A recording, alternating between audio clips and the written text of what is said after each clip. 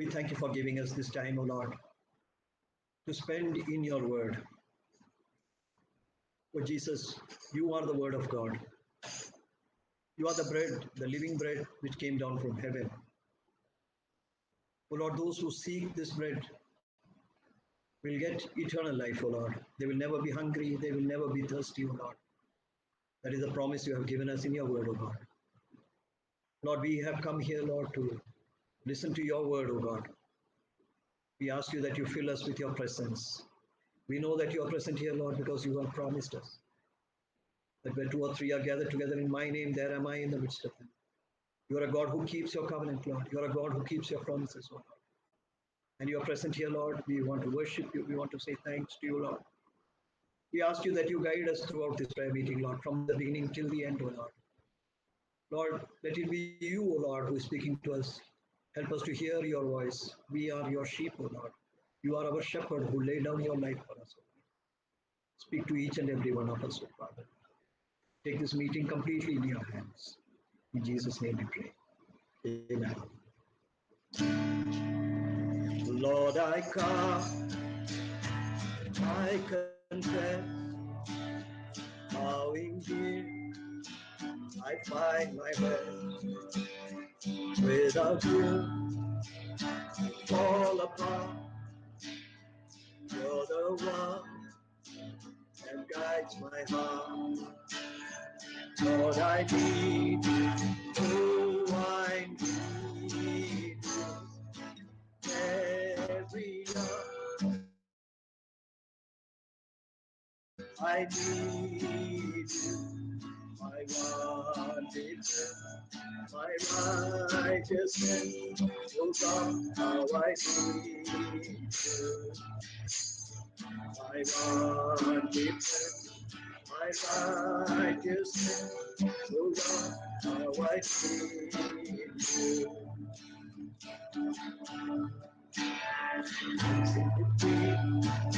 The grace is more, the grace is far, is where you are, where you are. Lord, I am free, holiness is Christ in me. Lord, I need you, I need you. Every hour I need you. My one gift, my righteousness. Oh God, how I need you. My one gift, my righteousness. Oh God, how I need you. Phone silent mode.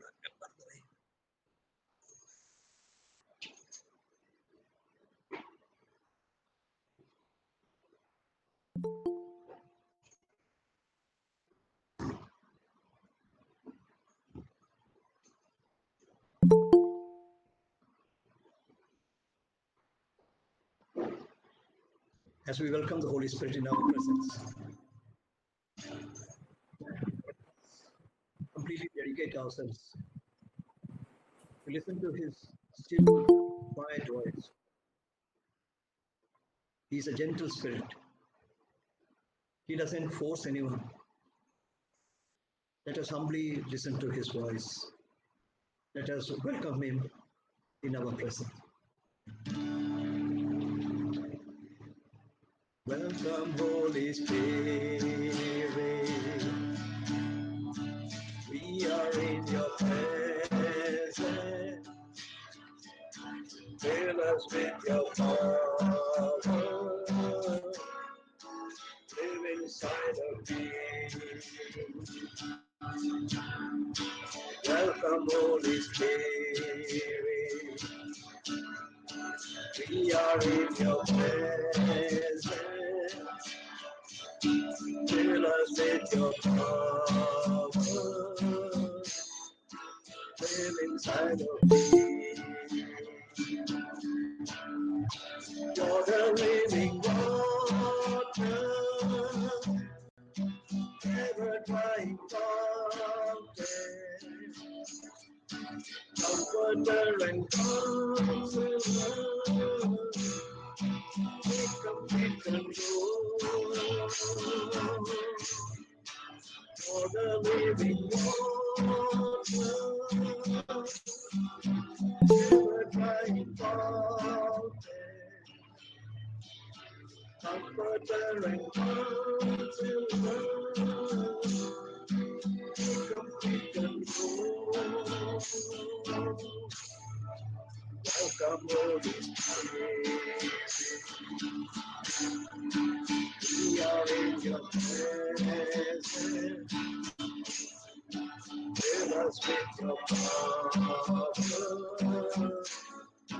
live inside of me.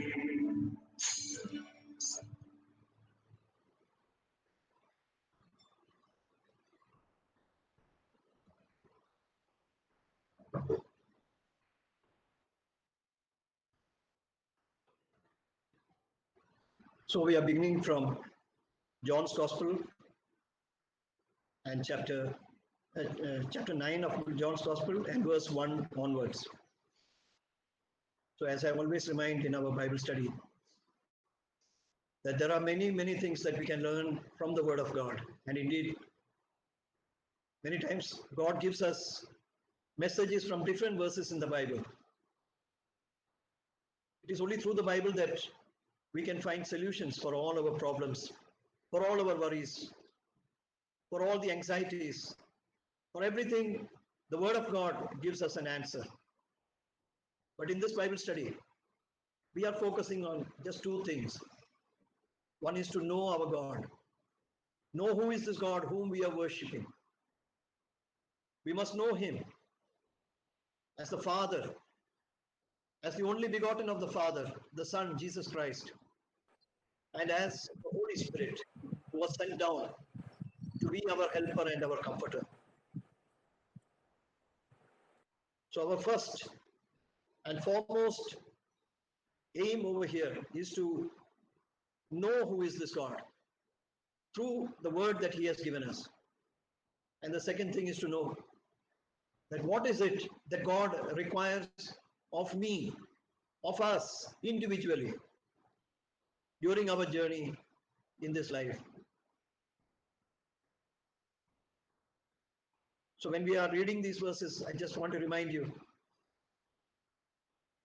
that the verses which are telling us about what God wants us to do have been highlighted in green, and the verses which tell us something about God, something about who He is, about the Father, the Son, and the Holy Spirit. All those verses have been highlighted in yellow, and we will be focusing on those verses especially. From verse 1 onwards, and as Jesus passed by, He saw a man which was blind from his birth. And His disciples asked Him, saying, Master, who did sin, this man or his parents, that he was born blind? Jesus answered, Neither had this man sinned nor his parents, but that the works of God should be made manifest in him. I must work the works of Him that sent me while it is day. The night is coming when no man can work. As long as I am in the world, I am the light of the world. When He had thus spoken, He spat on the ground and made clay of the spittle, and He anointed the eyes of the blind man with the clay. So this incident is well known to each and every one of us about how Jesus healed a man who was born blind. Verse 3 is telling that the works of God should be manifest in this man. Despite his handicap, despite that inability of the blindness which was there in this man, Jesus, His Creator, all our Creator, is telling us that the work of God should be made manifest in each and every one of us. So this is not the time to say about who had sinned, whether it is this man who has sinned or his parents sinned that has caused him to become blind. But when we are in this world, in whatever condition we are, the works of God should be made manifest in each and every one of us, irrespective of our condition, irrespective of our spiritual condition also.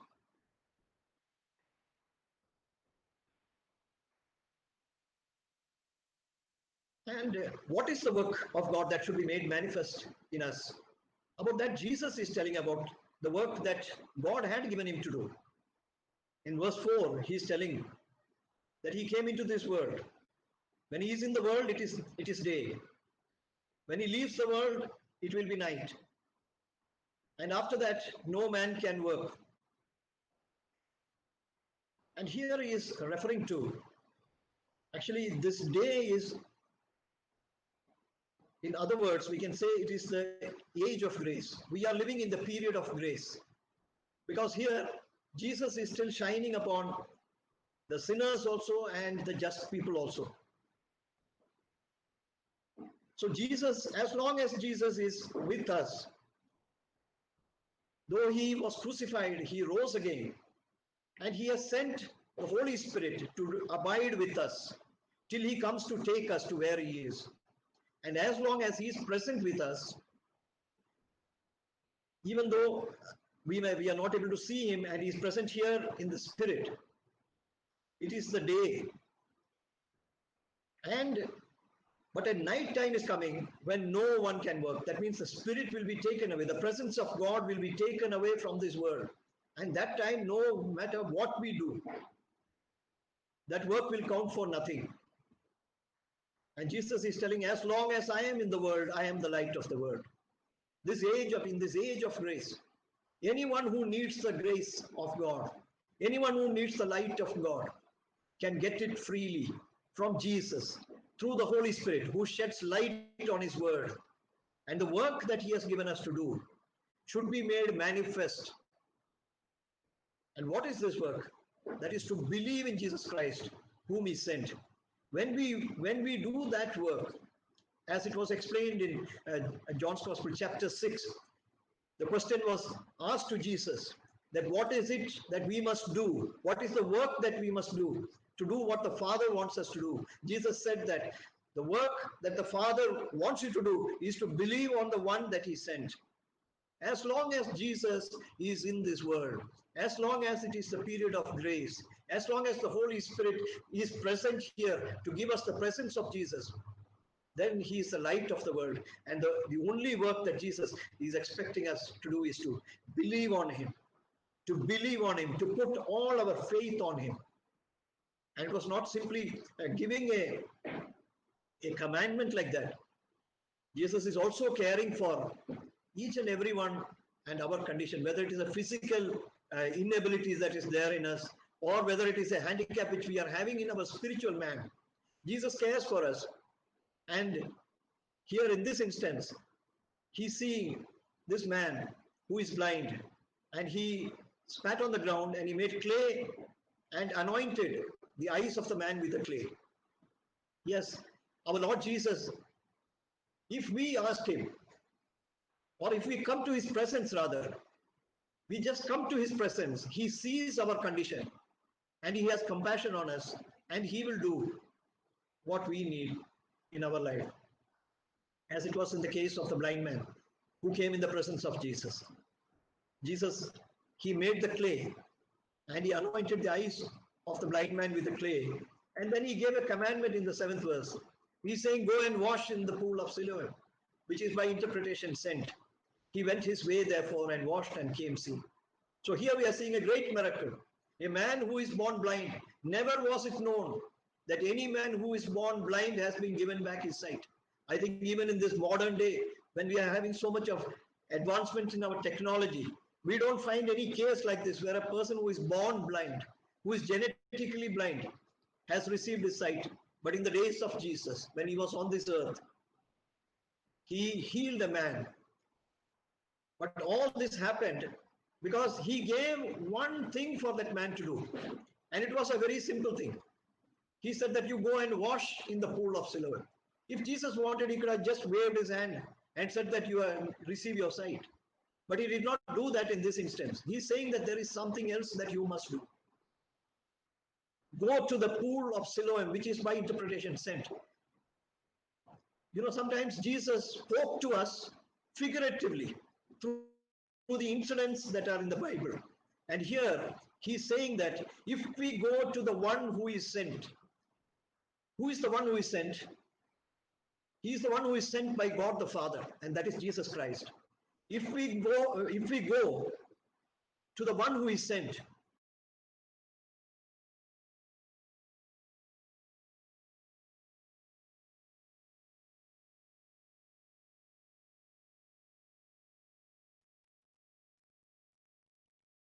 we can receive a washing. We can receive a washing for all our sins, whatever may be there in our, to the one who is sent. That is, come to me, who am sent, and I will wash you. And it is written that he washed and came seeing.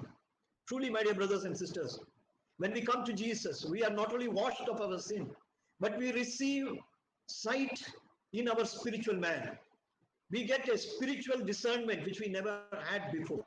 It is only through knowing Jesus, it is only through receiving Jesus Christ that we can get that knowledge of what God expects of us and to know who is this God.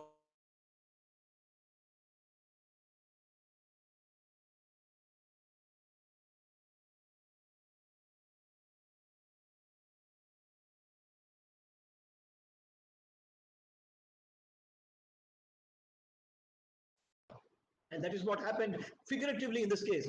This man, he was sent. When we come to Jesus, so we receive sight for our spirit, the man who is our spirit, the spirit man. The neighbors therefore, and they which had before had seen him, that he was blind, said, is not this he that sat and begged? Some said, this is he. Others said, he is like him. But he said, I am he. Verse 9 is telling about the importance of testimony.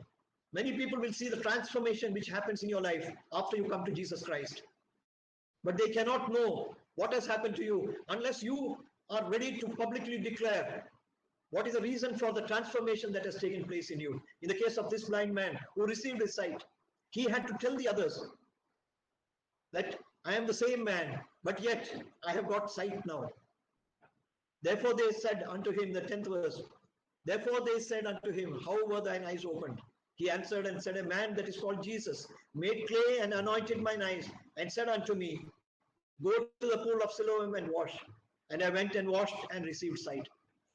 After we receive the spiritual eyesight, each and every one of us should be ready to bear testimony to whosoever asks us the reason for our faith in Jesus. We should be ready to share about what Jesus has done for us in our life.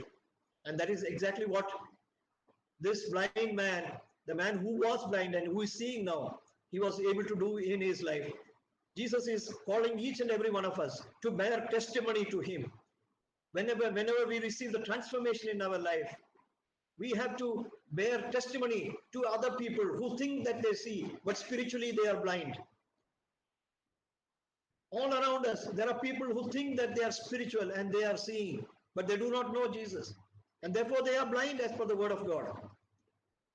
So we have been sent to go and bear testimony about Jesus. Then said they unto him, where is he? He said, I know not. 13th verse. They brought to the Pharisees him that aforetime was blind. And it was a Sabbath day when Jesus made the clay and opened his eyes. Then again the Pharisees also asked him how he had received his sight. He said unto them, he put clay upon mine eyes, and I washed and do see. So again we are seeing here that he is not afraid to bear testimony before the Pharisees, the very people who were out to kill Jesus, the enemies of Jesus during those days. He is not afraid to bear testimony before them about what has actually happened in his life. My dear brothers and sisters, no one can deny you from giving your testimony, because they can see the change which has happened in you. And that very change, what has happened to them, has made them curious about how you received that change. No one can stop you from giving your testimony if you are able to bear it up with facts. In the case of this man, everyone knew that this was the man who was blind. And he is explaining about who cured him. He's introducing them to Jesus, and he's telling about what he had a simple task. There is nothing very difficult. He has not put a heavy yoke on us. He has given us only a very light yoke. It is very easy to bear. And so when this man, he bore the testimony before the Pharisees, the people who were trying to find a fault in Jesus, they accused him of breaking the Sabbath day law, the day when he is supposed to rest. But here we are finding in the 14th verse another quality of Jesus Christ. The Sabbath was made for man, and man was not made for the Sabbath. All the laws of Moses were for our good. And here Jesus, who is the author and perfecter of our faith, he's showing us the way. He's saying that we can do good. We can do good, no matter what people may say, no matter what may be the opinion that people may have based on their preconceived notions. Therefore said some of the Pharisees, this man is not of God, because he keepeth not the Sabbath day. Others said, how can a man that is a sinner do such miracles? And there was a division among them. They say unto the blind man again, what sayest thou of him, that he hath opened thine eyes? He said, he is a prophet. But the Jews did not believe concerning him that he had been blind and received his sight, until they called the parents of him that had received his sight. You know, when people, they have a preconceived notion, then it is very difficult for them to see the truth. Even though they think that they have eyes, that notion which they have got, that prejudice which they have got in their mind, is blinding them to the realities. Here this blind man was able to tell that this is a man sent by God. A prophet means a man by God. That is what he could only understand. He had never seen Jesus with his eyesight, because remember that he was blind when Jesus made that clay. He was blind when he went away to the pool of Siloam. When he came back seeing, he had never seen who is this Jesus. He has never seen the image of Jesus at all. He has not seen who is the person. So based on his experience, he's saying that this could be and he's convinced that this is a man of God. He's a prophet. But here, because of the preconceived notions and the prejudices of the Jews, they refused to believe that this man had been blind. They were closing their eyes to the facts which they knew. And they called the parents. They thought that this man is an impostor. They thought that this is somebody else. It is not the original man who was blind. They called the parents, and they wanted to get a confirmation from the parents. And they asked him, saying, is this your son, who you say was born blind? How then doth he now see? His parents answered them and said, we know that this is our son, and that he was born blind. But by what means he now seeth, we know not. Or who hath opened his eyes, we know not. He is of age. Ask him, he shall speak of himself. So here the parents also, they were not able to give an answer to the Jews, because they had no direct experience with Jesus. Today the Lord is inviting you and me to come and receive a direct experience with him. He is accessible to everyone. He does not turn away anyone who comes to him. The parents had not come to him. And here we are seeing one more thing, that they had a fear of the Jews. Sometimes it is due to the fear.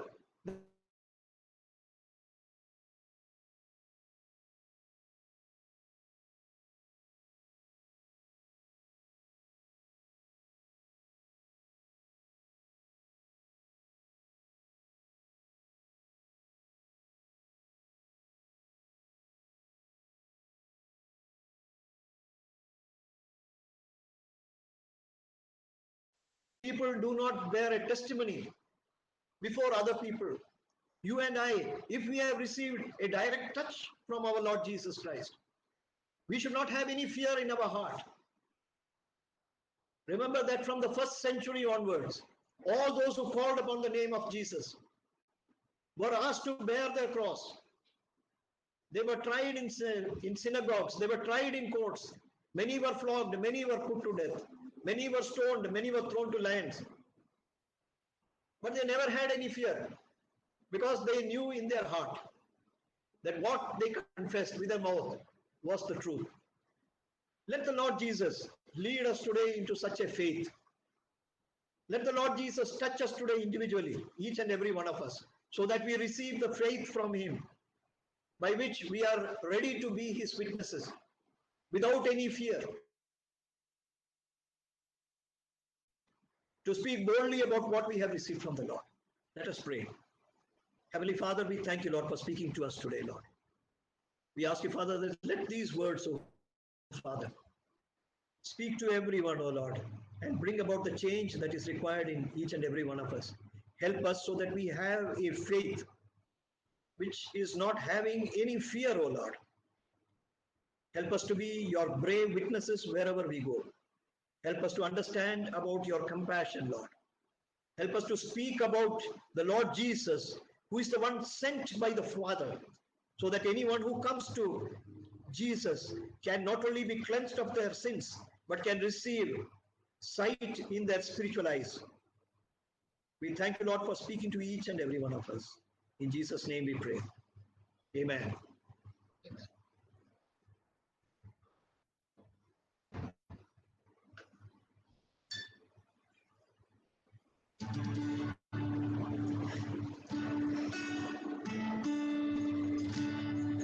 Take my life and let it be consecrated, Lord, to thee.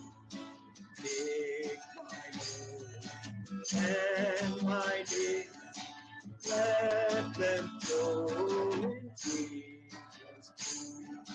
Take my hand, let them move at the impulse of thy love.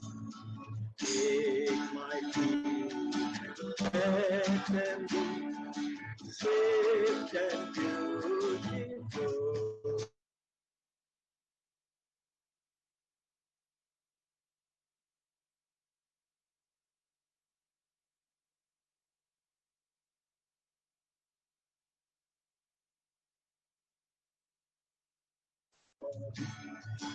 Take my body, filled with messages from thee. Take my spirit and my good, Lord, the mindful I will go. Take my head and tell you every part and such true. Now may the grace of the Lord Jesus Christ, the love of God, and the sweet fellowship of the Holy Spirit fill each and every one of us, so that we do the works while it is still day, when the grace of God is manifest through His presence with us. Amen.